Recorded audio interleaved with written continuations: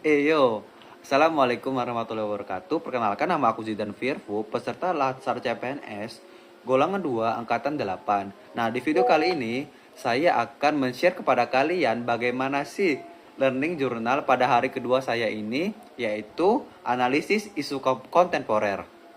Nah, pada analisis isu kontemporer ini adalah tentang bagaimana kita sebagai masyarakat atau saya sebagai PNS harus punya kesadaran penuh terhadap perubahan lingkungan yang strategis. Kita ini hidup di dunia yang sangat dinamis, di mana perubahan itu adalah mutlak terjadi baik pada tingkat lokal, nasional sampai dunia.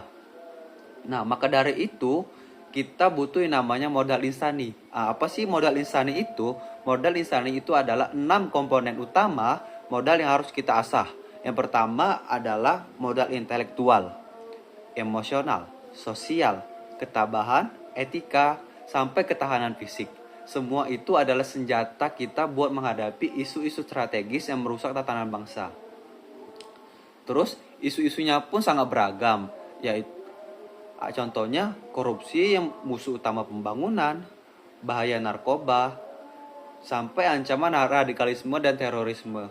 Gak cuman itu, ada juga seperti cybercrime dan hoax, dan lain-lainnya. Jadi, sebenarnya analisis isu kontemporer ini melatih kita untuk enggak cuma sekedar kerja, tapi tahu aja, tapi punya critical thinking di dalam memandang setiap fenomena yang ada di masyarakat agar kita bisa menjaga keutuhan NKRI kita.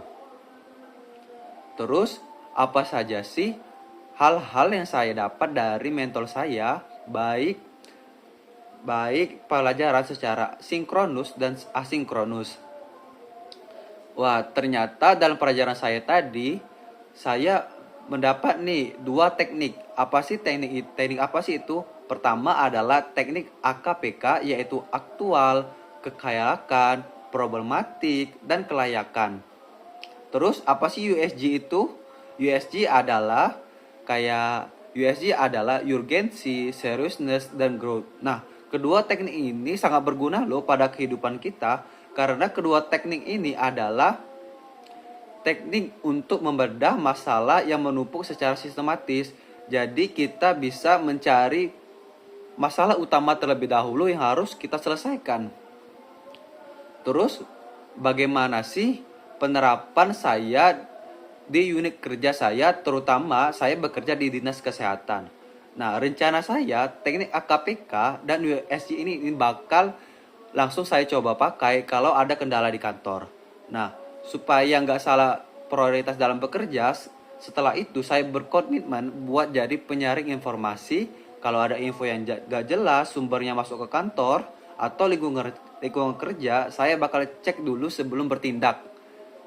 Itu adalah contoh untuk pengendalian hoax. Dan yang terpenting adalah saya ingin menerapkan nilai integritas tinggi, menolak segala hal dalam bentuk gratifikasi supaya isu korupsi gak makin tumbuh subur di lingkungan birokrasi kita.